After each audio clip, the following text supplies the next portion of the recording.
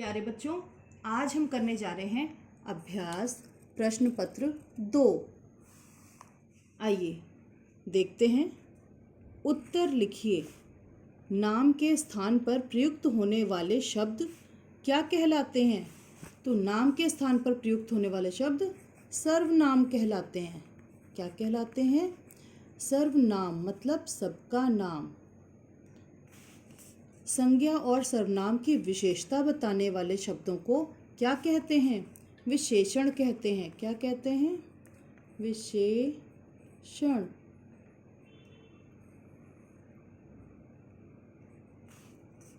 सही उत्तर चुनिए। पुरानी गुड़िया में पुरानी शब्द क्या है? विशेषण है। क्या है? विशेषण। देखो, ये गुड़िया जो है ये क्या है? संज्ञा शब्द है। क्या है? संज्ञा। और पुरानी क्या हो गया? विशेषण। अच्छा, एक बात और आपको बता दूं यहीं पर, ये जो हमारी गुड़िया है ये संज्ञा होने के साथ साथ देखो विशेष्य भी है। क्या है? ये विशेषण और ये विशेष्य। ठीक है, चलो आगे हम करते हैं। निम्नलिखित में कौन सी क्रिया अपने आप होती है?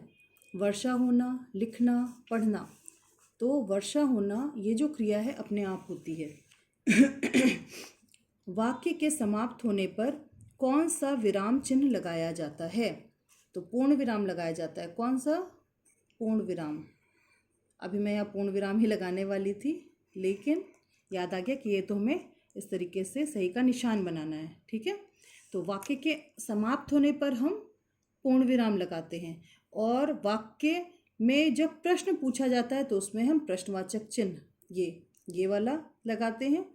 और जब कहीं वाक्य में हमें रुकना होता है या फिर एक साथ कई सारी चीज़ें होती हैं, ठीक है, तो उनमें थोड़ा सा रुक रुक के हमें बोलने के लिए हम इस प्रकार से अल्प विराम लगाते हैं। अगला बच्चों प्रश्न है, 5 को देवनागरी अंक में कैसे लिखा जाएगा? ठीक है, तो 5 ये देखिए हिंदी में हम लिखते हैं, ये 5 है ना, यहाँ पर लिखने के लिए ही दिया है। हाँ ठीक है। अगला है, एक बार फिर से देखते हैं। प्रश्न कह रहा है 5 को देवनागरी अंक में कैसे लिखा जाएगा, और हमें लिखना नहीं है, हमें तो विकल्प चुनना था।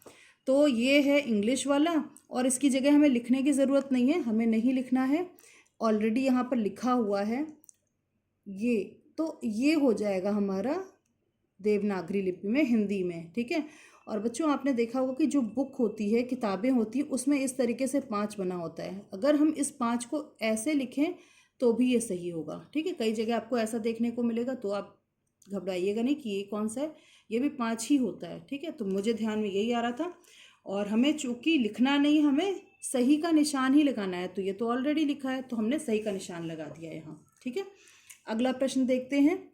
वाक्यों में सही जगह पर अल्प विराम मतलब ये कॉमा और पूर्ण विराम फुल स्टॉप का प्रयोग कीजिए। आइए वाक्य पढ़ते हैं।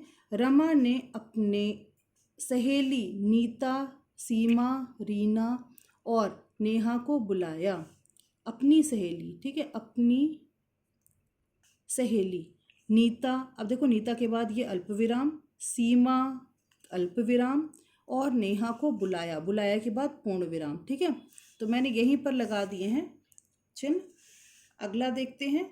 देखो तुम्हारी छोटी बहन सड़क पर खेल रही है। देखो, ठीक है, तो यहाँ पर देखो बताया जा रहा है, देखो तुम्हारी छोटी बहन सड़क पर खेल रही है। अब यहाँ पर पूर्ण विराम लगाएंगे हम। अब यहाँ पर थोड़ा सा हम रुक रहे हैं। ठीक है, थोड़ा सा जब हम रुक रहे हैं तो रुकने के लिए क्या होता है? अल्प विराम। ठीक है, तो देखो तुम्हारी छोटी बहन सड़क पर खेल रही है, थोड़ा रुकेंगे तो वहाँ अल्प विराम लगाएंगे। अगला प्रश्न है, वस्तुओं की गिनती कर हिंदी अंक में लिखिए। तो 1 2 3 4, तो हम हिंदी अंक में लिखेंगे। देखिए अच्छा, अब ये मैंने शब्दों में लिख दिया, हिंदी अंक में हम ऐसे लिखेंगे, ठीक है। ऐसे मैंने दोनों बता दिए आपको, ये हमारा शब्दों में है और ये अंकों में है। 1 2 3 4 5 6, तो ये 6 है, 6। इसको भी अंकों में लिखूंगी मैं, पहले शब्दों में लिख दिया है तो अब लिख रही हूँ। ये आप इस प्रकार से बनाएंगे, ठीक है। तो 6 और 4, ठीक है। थोड़ा सा और ऐसे कर लीजिए, ठीक है। अगला पेज देखते हैं, वहाँ पर क्या पूछा जा रहा है। अगला है, दिए गए शब्दों के 2 समान अर्थ वाले शब्द लिखिए। मतलब समानार्थी शब्द लिखने हैं, ठीक है। तो फूल का हम लिख सकते हैं पुष्प और सुमन।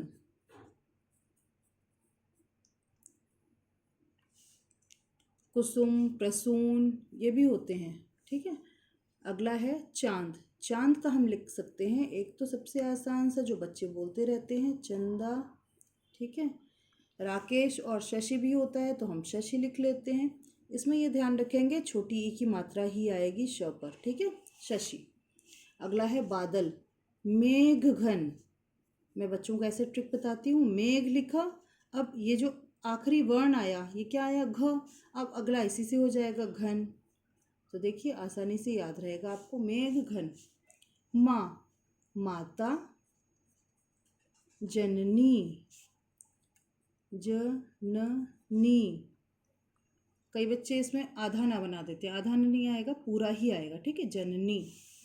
अगला प्रश्न देखिए, दिए गए चित्रों के लिए विशेषता बताने वाले शब्द लिखिए। तो ये है चाय, तो हम इसमें लिख सकते हैं गरम चाय। कैसी चाय, गरम चाय। पत्ता, तो कैसा पत्ता, हरा पत्ता। टमाटर, कैसा टमाटर, लाल टमाटर।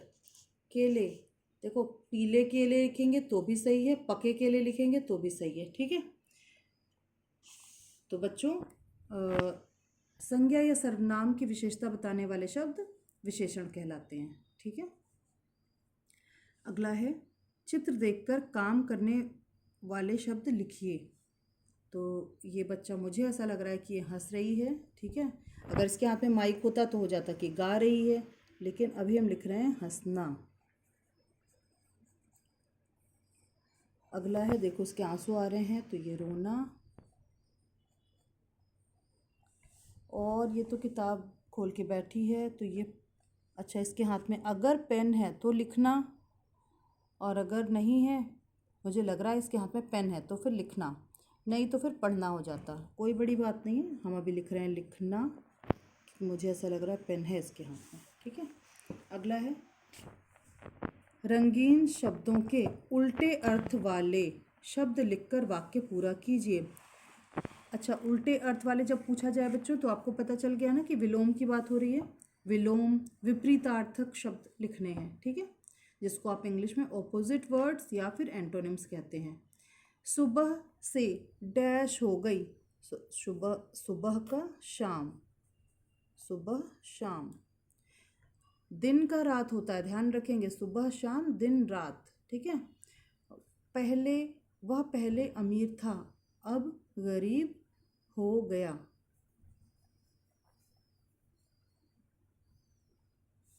रीमा आगे और सीमा उसके पीछे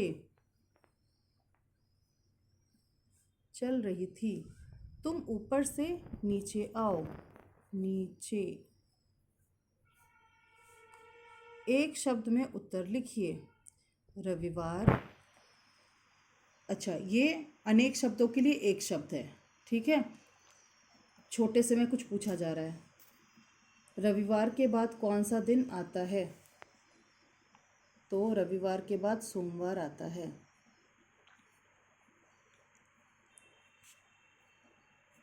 एक शब्द में उत्तर दीजिए, ठीक है। मंगलवार और बृहस्पतिवार के बीच कौन सा दिन आता है, तो मंगलवार के बाद बुधवार आता है।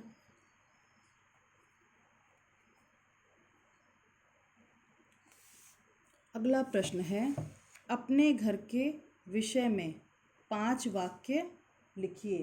तो पहला हम लिखेंगे, मेरा घर बहुत सुंदर है। ठीक है, तो पहला हमने लिखा मेरा घर बहुत सुंदर है। बच्चों आप अपने अनुसार भी लिख सकते हैं, मैं यहाँ पर एक कॉमन लिख दे रही हूँ। ठीक है, अब हम लिख रहे हैं मेरा घर 2 मंजिलों का है। मैंने लिखा मेरा घर 2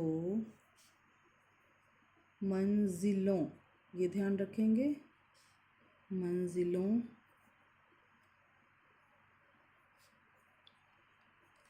का है। मेरे घर में 6 कमरे हैं। मेरे घर में, हिंदी वाला 6 भी लिख सकते हैं और 6 ऐसे भी लिख सकते हैं। ठीक है, 6 कमरे हैं। देखिए एक से ज़्यादा होता है तो क्या होता है, बहुवचन होता है, तो बहुवचन के लिए बिंदु आएगी, ध्यान रखेंगे। मेरे घर के सामने एक सुंदर बगीचा है। मेरे घर के सामने एक सुंदर बगीचा है। अगला 5वां लिखेंगे, मेरा घर पूर्व दिशा में है। मेरा घर पूर्व दिशा में है। ठीक है, तो बच्चों आज हमने ये वर्कशीट 2 की है। आज के लिए बस इतना ही। धन्यवाद।